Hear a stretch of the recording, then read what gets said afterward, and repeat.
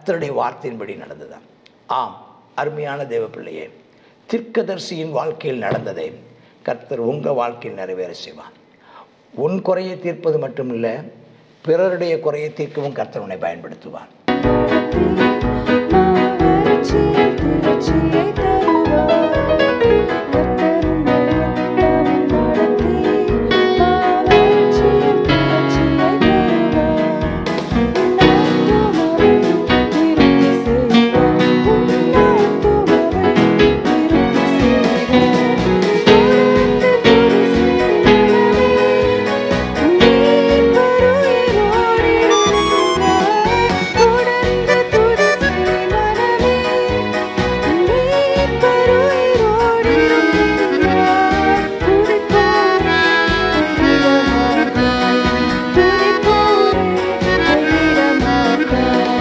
கர்த்தருடைய நாமத்திற்கு மகிமை உண்டாவதாக. 2 ராஜாக்களின் புஸ்தகம் 4வது அதிகாரம். எலிசா ஒரு தீர்க்கதரிசியான ஒருவருக்கு மனைவியாக இருந்து அந்த தீர்க்கதரிசி மரித்து போனார். விதவியான அந்த அம்மாவுடையதான வாழ்க்கையில் செய்த ஒரு அற்புதத்தை குறித்து பார்க்குறோம். அப்போ தீர்க்கதரிசியுடைய புத்திரில் ஒருவனுக்கு மனைவியாக இருந்த ஒரு ஸ்திரீ எலிசாவை பார்த்து, உமது அடியானாகிய என் புருஷன் இறந்து போனான், அவன் கர்த்தருக்கு பயந்து நடந்தான் என்பது அறிவீர். கடன் கொடுத்தவன் இப்போது என் 2 குமாரரையும் தனக்கு அடிமைகளாக்கி கொள்ள வந்தான் என்றான். அப்போ தீர்க்கதரிசனுடையதான இந்த ஒரு வசனத்திலேயே அந்த நாட்கள் தீர்க்கதரிசிகளுடையதான நிலவரத்தை நம்ம புரிஞ்சிக்க முடியுது. இந்த ஆகாபின் காலமாக இருக்கட்டும், ஆகாபின் மகன் யோராமின் காலமாக இருக்கட்டும், இந்த காலகட்டத்தில் எல்லாம் என்ன நம்ம புரிஞ்சுக்கிறோன்னா, தீர்க்கதரிசிகளுக்கு மதிப்பு இல்லை. தீர்க்கதரிசிகளை ஆதரிக்க ஆள் கிடையாது. அப்போ அந்த தீர்க்கதரிசிகளுக்கு ஆதரிக்க ஆளுனால அவங்க சொல்லப்போனால் அவங்க வாய்க்கும் கைக்குமே அவங்க கஷ்டப்பட்டது போல விஷயத்தெல்லாம் இதில் புரிஞ்சுக்கிறோம். கர்த்தருக்கு பயந்து நடந்தவனா, கடன் கொடுத்தவனா, கடன் வாங்கியிருக்கிறாங்க. அப்போ தங்களுடையதான அத்தியாவசிய தேவைக்காக கடன் கொடுற பார்க்குறோம். 2 பிள்ளைங்க இருக்கிறத பார்க்குறோம். அப்போ என்ன சொன்னால், இப்போ அந்த 2 கடன் வாங்கினவனுக்கு கடன் திரும்ப கொடுக்க முடியலை. கடன் கொடுக்க முடியாதனால பிள்ளைகளையாவது நீ என்ன செய்ய, எங்கள்கிட்ட அடிமைகளாக கொடுத்துடு அப்படின்னு சொல்லி பிள்ளைகளை அடிமையாக்கும்படி கேட்குறாங்க. இப்போ இந்த நேரத்தில் எலிசா தீர்க்கதரிசி வந்து இவங்க சொல்கிறாங்க, வீட்டில் உன்கிட்ட என்ன இருக்குமா? அப்போ அவர் கேட்குறாரு, நான் உனக்கு என்ன செய்யணும் அப்படின்னு கேட்குறேன். நான் உனக்கு என்ன செய்ய வேண்டும்? அப்போ அதுக்கு பதில் வந்து ஏதோ சொல்லியிருக்கிறேன். சொல்லிவிட்டு அடுத்த கேள்வி கடன் பிரச்சனை. அதான் இந்த 1ஆம் வசனம், கடன் பிரச்சனை, இந்த மாதிரி எனக்கு கடன் தீரணும்னு. 2ஆம் வசனம், வீட்டில் உன்கிட்ட என்ன இருக்குதுன்னு சொல்லு. பாருங்கள், ஏன் கடன் வாங்கினார்? ஒரு கர்த்தருக்கு பயந்தவன் கடன் வாங்கலாமா? கடன் வாங்குறதெல்லாம் நல்லதா? உனக்கு இது கூட தெரியாதா அப்படின்னு அவங்களுக்கு புத்திமதி சொல்லலை. அவங்கள வந்து சண்டை போடலை. ஏன் நீ கடன் வாங்கின, எதுக்காக நீ கடன் வாங்கின?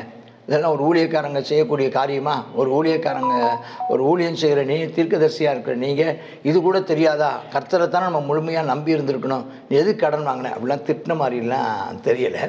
என்ன செய்யணும்? இப்போது கடன் தீரணும். அப்போ உன் வீட்டில் என்ன இருக்குதுன்னு சொல்லு. அப்பா சொல்கிறேன், எனக்கு ஒரு கிட்ட எண்ணெய் மட்டும் இருக்குது, வேறு ஒன்றும் இல்லை. சரி, பரவாயில்ல, அந்த ஒரு எண்ணெயை கொண்டு போ, உன்னுடைய அயல் வீட்டுக்காரர் எல்லாத்துலேயும் போய் வெறும் பாத்திரங்கள் எல்லாம் கேட்டு வாங்கு. அது வாங்கினதுக்கப்புறம் உன் வீட்டுக்குள்ளே போ, உன் பிள்ளைகளோடு நின்று கதவை பூட்டிக்கோ. அந்த கதவை பூட்டினதுக்கப்புறம் அந்த வெறும் பாத்திரங்கள்லாம் வாங்கினீங்கள, அந்த வெறும் பாத்திரத்தில் எல்லாத்துலேயும் நிறைந்ததை ஊற்று. உன்கிட்ட இருக்கிற அந்த ஒரு இடம் எண்ணெயை ஊற்று. அப்படி வருஷம் ஊற்றிக்கிட்டே இருக்க அது வந்துகிட்டே இருக்கும். அப்போ நிறைந்ததை ஒரு பக்கத்தில் வையே அப்படி. அவள் அவனிடத்தில் போய் தன் பிள்ளைகளோடு கதவை பூட்டிக்கிட்டு பாத்திரங்களோட கொடுக்க ஒன்றா வாங்கி ஊற்றிக்கிட்டே இருக்கிறாள். ஊற்ற ஒரு பையன் வெறும் பாத்திரம் தர்றான், இவள் வந்து ஊற்றுறா. 2வது பையன் நிறைஞ்ச பாத்திரத்தை ஒரு பக்கம் வைக்கிறான். பக்கத்தில் எல்லா பாத்திரத்துக்கும் எண்ணெய் நிறைஞ்சிச்சு. அப்போ அவள்கிட்ட கொடுக்க போய் வார்த்தை, இந்த பாத்திரங்கள் எல்லாம் நிறைந்த பின்பு தன் மகன் ஒருவனை பார்த்து, அப்போ ஒருத்தர் மூத்தவனையும் இளைவனையும் பார்த்து சொல்லிட்டுறா, இன்னொரு பாத்திரம் கொண்டு வாப்பா அப்படின்ட்டு இருக்கேன். அவன், அம்மா வேறு பாத்திரம் இல்லைம்மா, எல்லா வீட்லேயும் பாத்திரம் வாங்கிட்டு வந்துட்டேன். அப்போ இதில் ஒன்று நடந்திருக்கு பாருங்கள். சம்பவம் நடப்பதற்கு முன்பதாகவே விசுவாசத்தோடு அவள் செயல்பட்டாளுங்கிறத நாம் இந்த வேத பகுதியில் தொக்கி இருக்க மறைந்திருக்கிற விஷயத்தை, இப்போ வேதாந்தத்தில் மறைந்திருக்கிறவைகளையும் நம்ம பார்க்கணும்.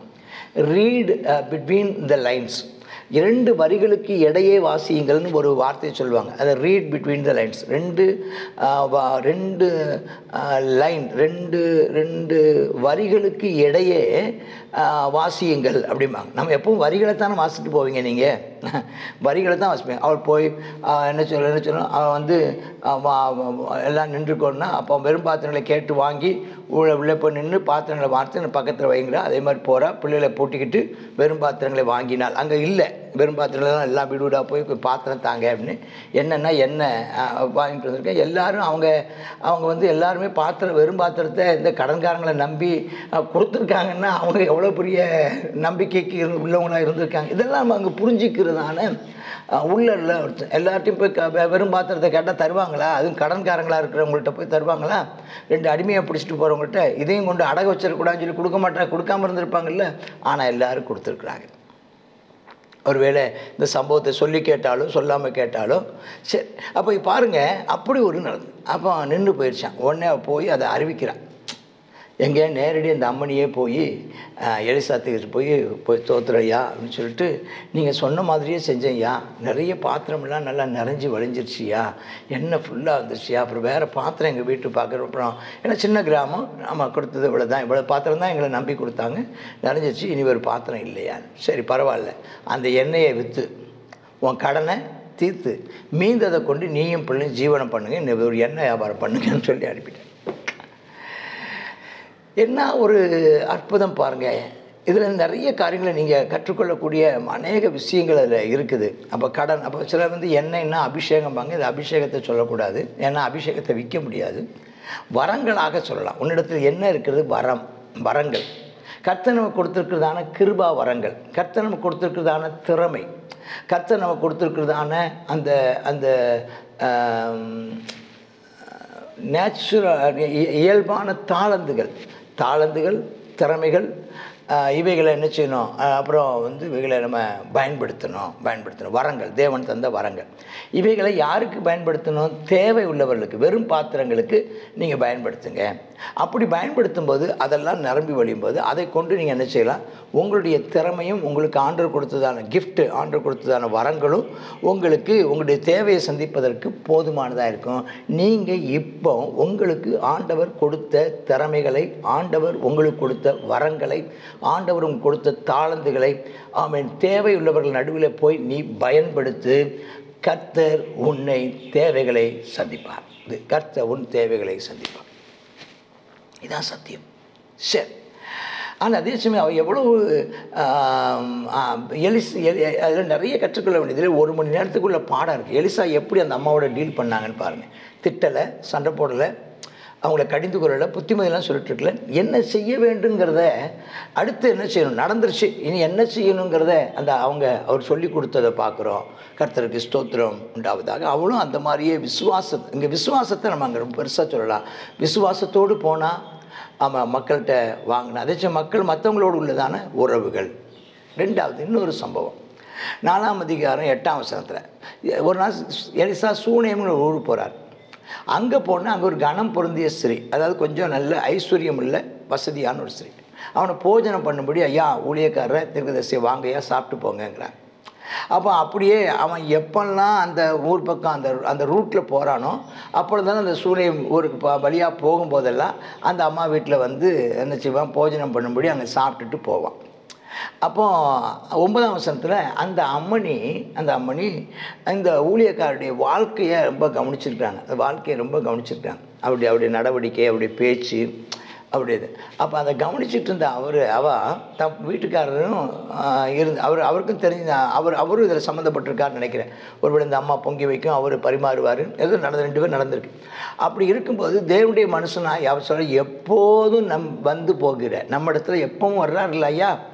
அவர் எப்பவும் வர்ற அவரை அந்த தேவனுடைய மனுஷன் நான் பார்க்குறேன், அவர் பரிசுத்தவான்னு நான் பார்க்குறேன். யாருன்னு அப்படின்னு பாருங்கள், அவர் சாட்சி கொடுக்குறா பாருங்க. பொதுவாகவே வீட்டுக்கார அம்மாட்ட ஒருத்தன் சாட்சி வாங்குறது பெருசு.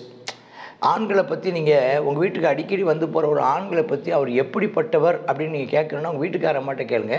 அவங்க ரொம்ப ஞானமாக அவரை நோட் பண்ணியிருப்பாங்க. அவர் சரியில்லைன்னு சொன்னால் நீங்கள் நம்புங்க, நீங்கள் அதுக்கு சப்பக்கட்டு கட்டாதீங்க.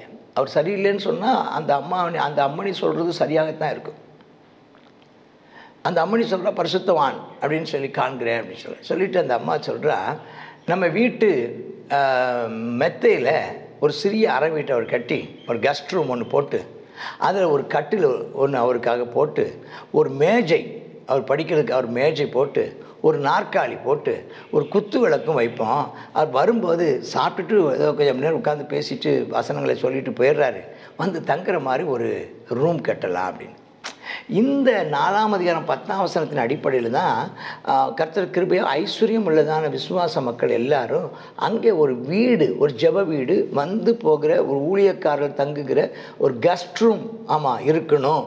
ஊழியக்காரர்கள் வந்து எங்கள் வீட்டில் வந்தால் ஊழியக்காரர் வந்து தங்கணும் அப்படிங்கிறதுக்காக ஒரு ரூம், ஒரு அறை ஒழுங்கு பண்ணதை பார்க்குறோம். இந்த அறை வீட்டில் என்னெல்லாம் இருந்துச்சுன்னு ஒரு கட்டில், அது அவர் ரெஸ்ட் எடுப்பதற்கான ஒரு கட்டில், ஒரு மேஜையும் நாற்காலியும் அவர் படிப்பதற்காக தோல் சுருள்களை கொண்டு வந்தால் அதை வைத்து படிப்பதற்காக அந்த ராத்திரி நேரத்தில் அவர் படிப்பதற்கும் ராத்திரி நேர வெளிச்சத்துக்காகவும் குத்து விளக்கையும் அங்கே வைக்கிறாங்க. அப்போ நம்ம ஒரு நல்ல ஒரு தீர்க்கதரிசிக்கு வாழ்க்கையில் அவசியம் போதுமான ரெஸ்ட்டு, போதுமான அளவு படிப்பு, கற்றுக்கொள்ளுதல், ஆகமங்களிலிருந்து கற்றுக்கொள்ளுதல். 3வது வாழ்க்கையில் ஒரு வெளிச்சத்தின் வாழ்க்கை, வெளிச்சமாக, அதாவது வெளியரங்கமான வாழ்க்கை, வெளியரங்கமான வாழ்க்கை, அதாவது மறைவில்லாமல் வெளிச்சமான வாழ்க்கை. நீங்கள் வெளிச்சத்தின் பிள்ளைகளாக காண்பிக்க வேணும் அப்படிங்கிற 3 காரியத்தை உணர்த்துகிறத நம்ம இதிலேருந்து கற்றுக்கொள்ளலாம். கர்த்தருக்கு ஸ்தோத்திரம். அப்படியே வந்து அந்த அவர் தங்கிட்டே இருக்கிறாரு. அப்போ வேலைக்காரர் ஒருத்தர் இருந்தார். இவர் ரொம்ப தனியாக வந்து இவர் தங்கிறது இல்லை, இவர் கூட ஒரு ஆள் எப்போவுமே கூட்டிகிட்டு போயிருக்கிறாருங்கிறத 12ஆம் வசனத்திலேருந்து பார்க்குறோம். அப்போ இவர் தனித்து ஊழியம் செய்யவில்லை, கூட ஒரு ஆளை வச்சுருந்துருக்கிறாரு. சூனேமியால் அம்மா வீட்டுக்கு போகும்போதெல்லாம் இவர் தனியாக போகவில்லை, கேயாசிங்கிறதான ஒரு உடன் ஊழியரையும் வேலைக்காரனையும் என்ன செஞ்சுட்டு போயிருக்காரு, கூட்டிகிட்டு போயிருக்கிறாரு. அப்போ அந்த வேலைக்காரன் அப்போ நிறைய விஷயங்களை அந்த அம்மாட்ட நேரடியாக இந்த அடுத்து பாருங்கள், இதெல்லாம் அந்த ரீட் பிட்வீன் த லைன்ஸுங்கிறாங்கல்ல, அந்த வரிகளுக்கு இடையே வாசித்தல்ங்கும் போது அதுக்கு ஒரு வெளிப்பாடும் ஆண்டு நமக்கு தருவாராக. நமக்கு அடுத்த வெளிப்பாடு தரும். இப்போ நீங்கள் கேட்பீங்க, பாஸ்டர் எப்படி பாஸ்டர் உள்ளதை கண்டுபிடிக்கிறீங்க? அது ஒரு வெளிப்பாடு. அது நீங்கள் ஜபத்தோடு வேத வசனத்தினுடைய முழு வேதாகம அறிவும் உங்களுக்கு இருக்கும்போது, முழு வேதாகம அறிவும் உங்களுக்கு இருக்கும்போது, வேதாகம சிந்தனையோடும் ஜபத்தோடும் பரிசுத்தாவியானுடைய ஒத்தாசையோடும் வேதத்தை வாசிக்கும்போது, வேதத்தை எழுதின பரிசுத்தாவியா நம்ம கூட இருக்கிறதுனால அதை வாசிக்கும்போது, அதை பேசும்போது நமக்கு அங்கே என்ன நடந்திருக்குங்கிறதையும் ஆவியான வெளிப்படுத்துகிறார். அப்போ என்ன நடந்திருக்கு? இங்கே ஒரு வார்த்தையை பார்க்குறோம்.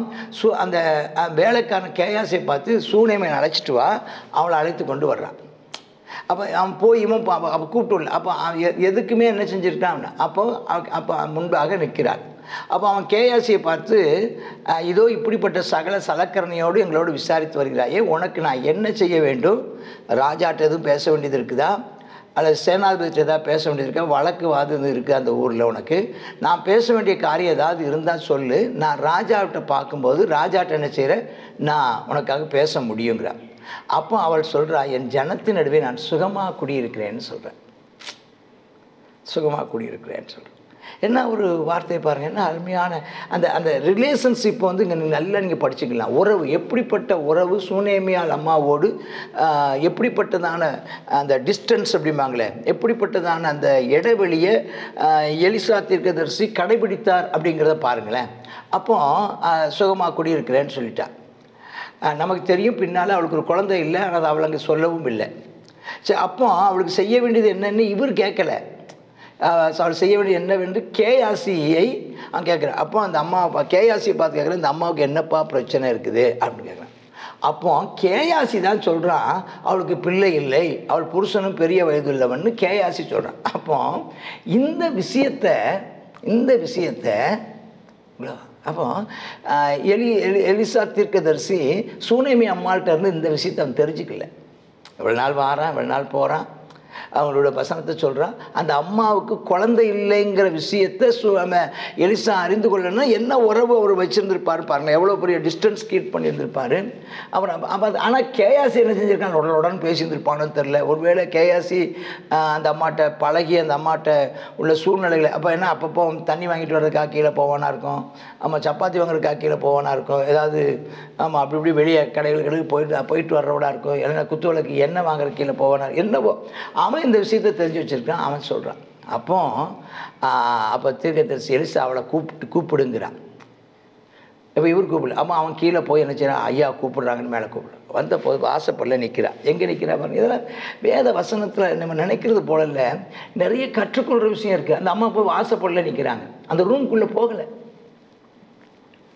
வாசப்படல நிற்கிறா. அப்போ சொல்கிறாங்க பிராண உற்பத்தி காலத்திட்டத்தில். அப்போ என்ன ஒரு பிராண உற்பத்தி காலத்திட்டம் அப்படின்னு சொன்னால் 9 மாதம் ஒரு குழந்தை உண்டாகும் காலகட்டத்தில் ஒரு குமாரனை நீ அணைத்து கொண்டிருப்பாய்மா. அதற்கு அவள், ஐயோ ஏது தேவனுடைய மனுஷனாக ஆண்டவனே அடியாளுக்கு அபத்தம் சொல்ல வேண்டாம், இவர் தீர்க்க தரிசனமா, இவர் சொன்ன இந்த வார்த்தை அணைத்து கொண்டுவான்னு சொல்ல தீர்க்க தரிசனமா, அல்லது ஏற்கனவே கேயாசிமம் கேள்விப்பட்ட அதன் அடிப்படையில் இவருக்கு ஒரு தேவை இருக்குன்னு தெரிஞ்சு சொல்லப்பட்டதான வாக்கு தத்தமா? தீர்க்க தரிசனங்களும் வாக்கு தத்தங்களும் நமக்கு வைக்கப்பட்டிருக்கிறது. அல்லேலூயா. சொல்லுகிறாள். அப்படியே சொல்ல அப்புறம் அது மாதிரியே என்ன நடந்துச்சான், அவன் அந்த ஸ்திரீ கற்பந்தரிக்கிறாள். எலிசா தன்னோடு சொன்னபடி ஒரு உற்பத்தி காலகட்டத்தில் ஒரு குமாரனை அவர் பெற்றெடுக்கிறார் அப்படின்னு நம்ம பார்க்குறோம். எவ்வளோ பெரிய அற்புதம் நடந்திருக்குன்னு பாருங்கள், குழந்தை இல்லாதவளுக்கு. அப்போ அடுத்து அந்த பிள்ளை வளர்ந்து வர்றான். இப்போ போயிட்டுருக்கிறாரு. ஒரு நாள் அவன் அறுப்பறுக்கிற இடத்துல தன் தகப்பனடைக்கு போயிருக்கிறான் அந்த பையன் அப்பா. அப்போ தகப்பன்கிட்ட போயிருக்கான், அப்பா எனக்கு தலைவலிக்குதுன்னு இருக்கிறான். தலை நோகுதுன்னொடனே வேலைக்காரன், அவன்கிட்ட நிறைய வேலைக்காரர் இருக்கிறாங்க, கூப்பிட்டு இவன் அம்மாட்ட கொண்டு கொடுப்பா தலைவலிக்குதுங்கிறான். அவன் நேரம் தாயினத்தில் அம்மாட்ட வந்தோன்னா, அம்மா தலைவலிக்குது தாங்க முடியலன்னு சொல்லி அவன் தலைவலியில் படிச்சுவான். தலைவலி சாதாரணமாக நினைக்காதீங்க, தலைவலி மோசமானது. சரி, தலைவலி காய்ச்சல் இதெல்லாம் வேறு பிரச்சனையுடையதான அறிகுறிகள் அப்படிங்கிறாங்க. சரி, அவன் இருந்தால் கொஞ்சம் மத்தியானம் வரைக்கும் சில மணி நேரத்தில் செத்து போயிட்டான். செத்து போன உடனே இந்த அம்மனிக்கு என்ன சொல்லன்னே தெரியல, பையன் செத்து போயிட்டான். உடனே அவள் என்ன செய்தா, ஏறி போய் அவனை தேவனுடைய மனுஷன் கட்டில் மேலே அவன் வைக்கப்பட்ட அறையின் வைத்து அவனை தூக்கிட்டு போயிட்டான். தூக்கி நேராக போய் எலிசா தீர்க்கதரிசி எப்போ தங்குவார் அவர் கட்டிலில் பிணத்தை போட்டுட்டு அறையை கதவை பூட்டிட்டு புருஷன்ட்ட ஆள் அனுப்புகிறான். நான் சீக்கிரமாக தேவனுடைய மனுஷன் இருக்கிறது போய் வரும்படி வேலைக்காரில் ஒருத்தனையும் ஒரு கழுதையும் எனக்கு அனுப்பிவிடுங்க, ஒரு டிரைவரையும் காரையும் அனுப்பிவிடுங்கிற மாதிரி ஒரு கழுதையும் ஒரு மனுஷனையும் அனுப்பிவிடுங்கன்னு அது வர்றான். அப்போ அவன் கேட்குறான், எம்மா இது அம்மாவாசையும் இல்லையே ஓய்வு நாளும் இல்லையே, இப்போ அவர்கிட்ட போக வேண்டியது என்னன்னு கேட்க சொன்னான். அப்போ கேட்குறான். அப்போ கேட்கும்போது என்ன அர்த்தம், அமாவாசை ஒரு ஸ்பெஷல் ப்ரேயர் நடந்திருக்குது. அதனால தான் சில ஆட்கள் அமாவாசை ஜெபம்னு ஆரம்பிக்கிறாங்க பார்த்தீங்களா. அமாவாசை ஜெபம் இதை கேட்டோடனே நீங்கள் உங்களுக்கு சில அமாவாசை ஜெபம் ஆரம்பிக்கலாமான்னு யோசிக்கலாம். ஆனால் அந்த நாட்கள் அப்படி இருந்திருக்கு. ஒரு அமாவாசை ஜெபம் பண்ணுறாங்க. அமாவாசைக்கு ஜெபம் பண்ணுறான். அமாவாசையும் இல்லையே, ஓய்வு நாள் தோறும் விசேஷமாக ஜெபம் பண்ணுவாங்க, அதுவும் இல்லையே, இப்போ நீ போக வேண்டியது என்னன்னு. அப்பா அவ சொல்கிறான், இல்லை எல்லாம் சரிதான், ஒன்றும் பிரச்சனை ஒன்றும் இல்லை, நான் போக வேண்டியதாக இருக்குது அப்படின்னு மட்டும் சொல்கிறான். பையன் இறந்ததை அவங்கள்ட்ட சொல்லலை. சில நேரங்களில் ஏன் பிரச்சனை வந்தபோது மற்ற இடத்துல சொல்லுவது இல்லைன்னா, ஏன் சில பிரச்சனை வந்தால் மற்றவங்களை சொல்லக்கூடாதுன்னா, அவிசுவாசங்கள் வந்துவிடும். பையன்தான் செத்து போயிட்டானேன்னு அலற ஆரம்பிச்சிருவாங்க, கதற ஆரம்பிச்சிருவாங்க. அவிசுவாச எண்ணங்கள் அதிகமாகிடும். பிரச்சனையை வெளியே சொல்லாத வரைக்கும் அவிசுவாசமான வார்த்தைகள் வர்றதுக்கு வாய்ப்புகள் குறைவு. ஏன் பிரச்சனை வெளியே சொல்கிறது இல்லை? ஜெபித்து கொள்ளுங்கள், எனக்கு ஒரு பிரச்சனை இருக்குது, ஜெபித்து கொள்ளுங்கள், அது நல்ல விஷயம். என்ன பிரச்சனைன்னு சொன்னால் உன்னை ஜெபித்து கொள்ளுங்கள் சொன்ன நபர் சொல்வார், இதெல்லாம் ரொம்ப பெரிய பிரச்சனை, இதை மாதிரி ஒரு பிரச்சனை தான் ஒருத்தர் செத்தே போயிட்டார், இதை மாதிரி பிரச்சனை தான் ஒருத்தர் அழிஞ்சே போயிட்டார்லாம் என்னவோ சொல்லி இருக்கிற விசுவாசத்தை கெடுத்து போடுவாங்க. விசுவாசத்தை கெடுக்காமல் இருக்கணும்னா பிரச்சனை இருக்குன்னு மட்டும் சொல்லுங்கள். என்ன பிரச்சனைன்னு சொன்னீங்கன்னா உங்கள் விசுவாசத்தை காத்துக்கொள்ளணும். இங்கே நெகட்டிவான ஒரு வார்த்தை காதில் விழ வைக்காமல் அதை ஒத்துக்கொள்ளாமல் நேராக போகிறான். எல்லாம் போனோன்னா அப்படியே வேலைக்காரனை ஓட்டு போகிறான். இன்னும் ஓட்டிட்டு போ, நான் அவனுக்கு சொன்னார் வழியே போகிற வழியில் ஓட்டத்தை நிறுத்தாத, உடனே போகணும் போ அப்படின்னு. அப்போ அப்படியே தேவனுடைய மனுஷனாகிய அங்கே தூரத்தில் வர்ற கண்டு, எப்பா கேயாசி பார்த்து, எப்போ சூனை மேல் வர்ற மாதிரி தெரியுதப்பா, நீ நேராக போ, இப்போ எதுக்கு வர்றான்னு தெரில, போ, நீ சுகமாக இருக்கிறாயான்னு கேளு, உன் புருஷன் சுகமாக இருக்கிறானான்னு கேளு, பிள்ளை சுகமாக இருக்கான்னு கேளு அப்படின்னு. அப்போ பாருங்கள், இங்கே நீங்கள் கேட்கலாம், பாஸ் அவர் தான் தீர்க்கதரிசி ஆச்சே, குழந்தை இறந்து போனதுங்கிறது அவருக்கு தெரிந்திருந்திருக்கலாமே. ஆனால் அது சில நேரங்களில் ஆண்டவர் தீர்க்கதரிசிகளுக்கும் தீர்க்கதரிசிகளுக்கு தேவனே சொல்லாவிட்டால் தீர்க்கதரிசிகளுக்கு தெரிந்திருக்க வாய்ப்பில்லை. பாஸ்டருக்கு தான் தெரியுமேனு பாஸ்டருக்கு கர்த்தர் சொன்னால் ஒழிய அவருக்கு கண்டுபிடிக்கிறதுக்கு ஒன்றும் கிடையாது. ஆவியானவராக சொன்னால் தான் உண்டு. ஆவியானவர் சொல்லுவார். ஆனால் அவருக்கு ஒன்று மட்டும் தருது, ஏதோ பிரச்சனைங்கிறத மட்டும் அவரால் என்ன செய்து கொள்ள முடியுது. அதனால தான் 3 பேரும் சுகமாக இருக்கிறாங்களா அப்படின்னு ஒரு வார்த்தையை கேட்குறார். ஏதோ ஒரு அசம்பாவிதம் நடந்து விட்டது, அவள் வர்ற வேகத்தை பார்த்தா தெரியுதுன்னு புரிந்து கொண்டார். அப்போ பொதுவான புரிதல் அவருக்கு இருக்குது. அப்போ நேராக வர்றா, வந்து காலை கெட்டிக்கிட்டு அழ ஆரம்பிச்சிட்டு, காலை பிடிச்சிட்டு. அப்போ உடனே கேயாசி வந்து ஐயா காலை தொடாத, ஐயா காலை தொடாத, எழுந்து ஐயா காலில் விழுந்துட்டு ஐயா காலை பிடின. அப்போ அந்த தேவனுடைய மனுஷன் அவளை தடுக்காத, அவள் ஆத்துமா துக்கமாக இருக்குது, அதை எனக்கு கர்த்தர் அதை எனக்கு அறிவியாமல் மறைத்து வைத்தார். தேவன் அதை எனக்கு என்னன்னு சொல்லலை. இப்போ அவள் சொன்னால் தான் எனக்கு தெரியும். இதெல்லாம் நீங்கள் ரீட் பிட்வீன் தி லைன்ஸ் வாசிங்கன்னா அது வசனத்தில் அப்படியே உட்காந்துருவீங்க. இப்போ பிரதர் உட்காந்துருவீங்க, சிஸ்டர். இதெல்லாம் வாசிக்க கேட்டு தேவ சமூகத்தில் நீங்கள் அமர்ந்திருப்பீங்க. உங்களுக்கு இந்த வேத வசனத்து மேலே ஒரு ஆசையாக இருக்கும். எனக்கு டைம் அதிகமாக போகுமோன்னு தெரியல எனக்கு. ஆனால் இதெல்லாம் நீங்கள் கேட்கணும், நீங்கள் இதெல்லாம் வாசிக்கணும், இதெல்லாம் நீங்கள் உணரணும். அப்போ சொல்கிறாங்க. அப்போ சொல்கிறா, முடிஞ்ச உடனே அந்த வார்த்தையை சொன்னோன்னா அவளும் கேட்டா. ஓ அப்போ ஐயாவுக்கு தெரியலன்னு சொல்லிட்டு அவள் சொல்கிறா, நான் குமாரன் வேணும், எனக்கு குழந்தை இல்லை, குழந்தை தாங்கன்னு உங்கள்கிட்ட கேட்டேன் ஐயா. அப்படி நீங்கள் சொல்லும்போது எனக்கு அபத்தம் சொல்ல வேண்டாம் நான் சொன்னேன்ல, குழந்தை இருக்குன்னு சொன்ன போதும் எனக்கு அப்படி ஒரு அபத்தம் சொல்லாதீங்கன்னு சொன்னேன் அல்லவா அப்படின்னு சொல்கிறா. இந்த 2 வார்த்தை சொல்கிறா, பிள்ளை செத்து போச்சுன்னு சொல்லலை.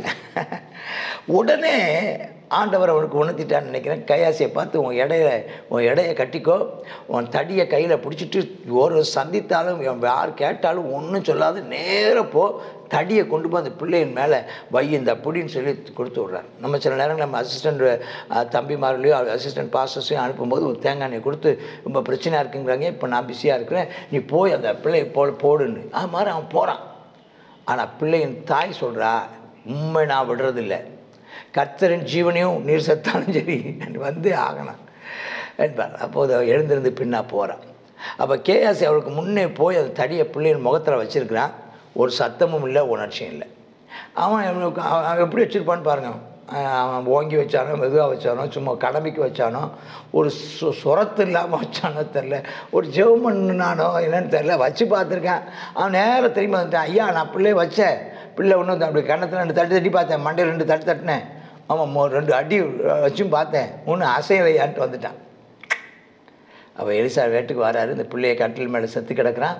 உள்ள கதவை பூட்டி, ஆமாம் தங்கள் இருவருக்கும் பின்னாக உள்ளே போய் தங்கள் இருவருக்கும் பின்னாக தன் கதவை, அதை குழந்தையும் அவனும் கிடக்கிறாங்க. வாய் மேலே வாயை வச்சு, கண்ணு மேலே கண்ணு வச்சு, உள்ளங்கை மேலே உள்ளங்கை வச்சு, குப்புற அவன் மேலே படுத்து, நெஞ்சு மேலே நெஞ்சு வச்சு படுத்து அவனை ஒரு அப்படி நினச்சிதானா படுத்தானா. இதே மாதிரி அவன் நினச்சிதானா உள்ளங்கையில் வச்சு ஜோப் பண்ணியிருக்கான். பிள்ளையின் உடலில் அனல் கொண்டு அவன் அப்புறம் திரும்ப வந்து அப்படியே போய் இந்த மாதிரி நினச்சிதான் உலாவி திரும்ப கிட்ட போக மாட்டேன். எத்தனை முறைன்னு சொல்ல போடல. அப்போ பிள்ளை 7 தரம் தும்மி கண்களை, நான் நினைக்கிறேன் எதுவுமே 7 தடவை ஜெபிக்கணும் போல தெரியுது. எலிசா 7 தடவை ஜெபித்தா மழை வர்றதுக்கு முன்னால். இவன் 7 தரம் தும்மி கண்களை, இவன் 7 தடவை ஜெபித்தான்னு சொல்லலை. நான் அது புரிஞ்சுக்கிறேன்.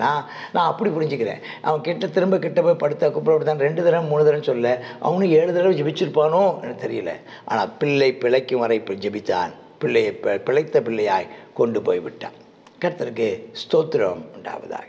அப்போ இதெல்லாம் தேவனாய் கர்த்தர். அடுத்ததாக பார்க்குறோம். அடுத்து இன்னும் 2 சம்பவங்களை பார்க்குறோம். ஒன்று இந்த கீரையில் அவங்க ரொம்ப எலிசா தீர்க்கதரிசியில் பஞ்சம் உண்டாயிருக்குது. அப்போ பஞ்ச நேரத்தில் எல்லோரும் சேர்ந்து தீர்க்கதரிசிகள் எல்லாம் ஒன்றா சேர்ந்து பெரிய பானையில் அடுப்பு வைக்கிறாங்க. கூழ் தான், அதாவது கஞ்சி தான் குடிச்சிருக்காங்க. கஞ்சி ரொம்ப கஷ்டம். அப்போ கஞ்சி குடிக்கிறதுக்காக கூழ் காய்ச்சிட்ருக்காங்க. அது கூழ். அப்போ கூழ் காய்ச்சிட்ருக்கும்போது ஆளுக்கு கீரையை பறிக்க போனோம். பேய் கொம்பட்டி கொடியை பார்த்து நிறைய காய், பச்சை காயாக உருண்டையாக இருந்திருக்கு. ஆகான்னு அதை எடுத்து கொண்டாந்து எல்லாத்தையும் துண்டு நல்ல கத்திரிக்காய் வெட்டுற மாதிரி வெட்டி போட்டால் அது வந்து பயங்கர கசப்பு. அதை குடித்து பார்த்துட்டு, ஐயோ மனுஷனை, தேவனுடைய மனுஷனை, பானையில் சாவு இருக்குதியான்ட்டான்.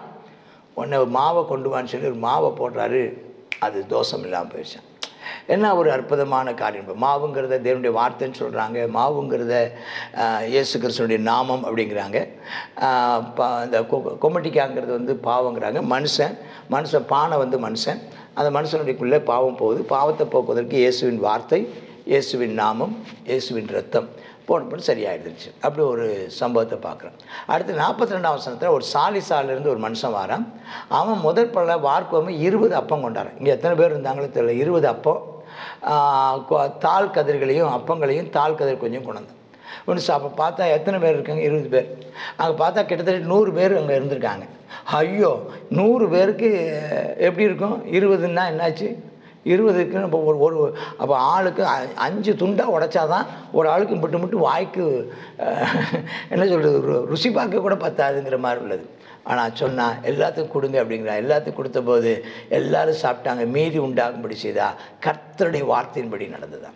ஆம், அருமையான தேவ பிள்ளையே, தீர்க்கதரிசியின் வாழ்க்கையில் நடந்ததை கர்த்தர் உங்கள் வாழ்க்கையில் நிறைவேற செய்வான். உன் குறையை தீர்ப்பது மட்டுமில்லை, பிறருடைய குறையை தீர்க்கவும் கர்த்தர் உன்னை பயன்படுத்துவான். உன் மூலம் சொல்லப்பட்ட வார்த்தைகளை நிறைவேற்ற கர்த்தர் போதுமானவராக இருக்கிறார். உங்கள் ஜெபத்தை கேட்டு மரித்து போன உயிர்த்தெழ பண்ணுவாராக. கர்த்தர் உங்களை ஆசீர்வதிப்பாராக. இன்னும் பல ஆச்சரியமான மறைபொருள்களை கர்த்தர் உங்களை வெளிப்படுத்துவாராக. ஆமேன், ஆமேன். God bless you. கர்த்தருடைய பரிசுத்த நாமம் மகிமைப்படுவதாக. 2 ராஜாக்கள் 4வது அதிகாரத்தில் பார்க்குறோம். அந்த 4வது அதிகாரத்தில் அந்த எண்ணெய் அதாவது ஒரு கடன் பிரச்சனையை, அந்த எண்ணெயை பெருக பண்ணி அந்த கடன் பிரச்சனையை அடைக்கிறத பார்க்குறோம். அதில் அந்த எப்போது பாத்திரம் இல்லைன்னு உடனே எண்ணெய் நின்று போயிட்டு. அப்போ நிறைய பேர் சொல்லுவாங்க, இல்லைன்னு சொல்லக்கூடாது அப்படின்னு சொல்லி. அப்போ நம்ம என்ன செய்யணுமா? ஆமாம், இன்னும் அதிகமான ஆசீர்வாதத்தை நம்ம தேவனுடைய சமூகத்தில் பெற்றுக்கொள்வதற்கு நாம் இன்னும் அவைலபிளாக இருக்கணும். ஆமாம், அவைலபிளாக இருக்கும்போது கர்த்தர் நம்ம இன்னும் ஆசீர்வதிப்பார். அடுத்ததாக கனம் பொருந்திய ஸ்திரீ என்ன செய்தாலாம்? அந்த எலிசா தீர்க்கதரிசியை ஆதரித்தாள். அப்போ நமக்கு இன்றைக்கி கர்த்தர் நமக்கு கொடுக்கறதான ஆசீர்வாதங்கள் தேவனை மகிமைப்படுத்தவும் தேவனுடையதான ஊழியத்தை செய்வதற்காகத்தான் கர்த்தர் நம்ம என்ன செய்திருக்கிறார்? ஆசீர்வதித்திருக்கிறார். நம்ம நல்ல பரிசுத்தவான்களை நம்ம ஆதரிக்க கர்த்தர் நமக்கு அனுக்கிரகம் செய்வாராக அப்படின்னு சொல்லி பார்க்குறோம். அதனால் என்ன நடந்துச்சு? அவளுடையதான குறைவுகள் நிறைவாயிற்று. கர்த்தர் அவளுக்கு ஒரு குமாரனை கொடுத்தார். அந்த மரித்து போன போது கூட மறுபடியுமாக உயிரோடு எழுந்திருக்க பெற்றாள் என்று சொல்லி பார்க்குறோம். ஆமாம், இந்த நாளில் நம்ம தேவனுக்கு பிரியமாக இருந்தா, தேவனுடைய ஊழியத்தை செய்தா, ஆபத்து காலத்தில் கர்த்தர் நமக்கு அனுசாரியாக இருந்து நம்முடையதான ஆபத்திலிருந்து கர்த்தர் நம்மை காக்க வல்லமையுள்ளவராக இருக்கிறார். ஜெபிப்போமா? அப்பா, இரக்கமும் கிருபையும் இருந்தால் எங்கள் நல்ல பிதாவே, சர்வ வல்லமையுள்ள தேவனே, இந்த வேளைக்காக நன்றி செலுத்துகிறோம். உம்முடைய ஆசீர்வாதத்தை நாங்கள் கர்த்தாவை பெற்றுக்கொள்வதற்கு ஏதுவாக நாங்கள் கர்த்தாவை இன்னும் ஆயத்தமுடையவர்களாக கர்த்தாவே ஸ்தோத்திரம் அப்பா. ஆமேன் அப்பா, ஸ்தோத்திரம் அப்பா. ஆயத்தப்படுத்தப்பட்டதான பாத்திரமாய் காணப்படுவது வச்சிங்க கர்த்தா. நீர் எங்களுக்கு கொடுத்திருக்கிறதான ஆசீர்வாதங்கள், நீர் எங்களுக்கு கொடுத்திருக்கிறதான நன்மைகள் எல்லாம் கர்த்தாவே ஆமேன் அப்பா, உம்முடைய ஊழியத்தை செய்யவும் கர்த்தா, உம்முடைய ஊழியத்தை தாங்கவும் ஆமாம், ஊழியக்காரர்களை கர்த்தாவே அப்பா கனப்படுத்தவும் ஆமேன் அப்பா, இதற்காக நீர் எங்களுக்கு கொடுத்திருக்கிறீர் என்பதை நாங்கள் அறிந்திருக்கிறோம். ஆவியானவரே, உமக்கு நன்றி அப்பா, ஸ்தோத்திரம் அப்பா. அந்த குறைகளை ஆமேன் அப்பா, குழந்தையை கர்த்தாவே நீர் கொடுத்து குறையை நிறைவாக்கினீர். ஆமேன், வியாதிப்பட்டு மரித்த போது கூட கர்த்தாவே ஸ்தோத்திரம் அப்பா. ஆமேன், இப்படிப்பட்டதான ஒரு தீர்க்கதரிசியை கர்த்தாவே ஆதரித்தது நிமித்தமாக மறுபடியும் இந்த குழந்தையை கர்த்தாவே உயிரோடு எழுந்திருக்க நீர் கர்த்தாவே அனுக்கிரகம் செய்தீரே. இயேசப்பா, உமக்கு நன்றி செலுத்துகிறோம், ஸ்தோத்திரம் செலுத்துகிறோம் அப்பா, ஸ்தோத்திரிக்கிறோம் கர்த்தாவே. ஆமேன் அப்பா, அது மாத்திரம் இல்லப்பா கர்த்தாவே, அந்த கர்த்தாவே அந்த குறைவுகள் நேரத்தில் அமேனப்பா நீர் அமேனப்பா அற்புதமாக அந்த 100 கர்த்தாவே அப்பா தீர்க்கதரிசி புத்திரருக்கு போஷிக்கத்தக்கதாக கர்த்தாவே நீர் பெருக பண்ணினீர், ஆகாரத்தை பெருக பண்ணினீர். அமேனப்பா, அதில் இருந்ததானே அப்பா அந்த மாவில் இருந்ததானே அந்த சாவு நீங்கி ஆரோக்கியப்பட நீர் அற்புதம் செய்தீர். இயேசுவே, நீர் இன்றைக்கும் உயிரோடு இருக்கிறீர். இன்றைக்கும் இதே அற்புதத்தை செய்ய நீர் போதுமானவராக இருக்கிறப்பா. விசுவாசத்தை தாரும். இன்னும் நல்ல கர்த்தா விசுவாசத்தில் வளர அப்பா நீர் எங்களுக்கு அனுக்கிரகம் செய்தரலாம். இயேசுவின் நாமத்தில் ஜெபிக்கிறோம் நல்ல பிதாவே. ஆமேன், ஆமேன்.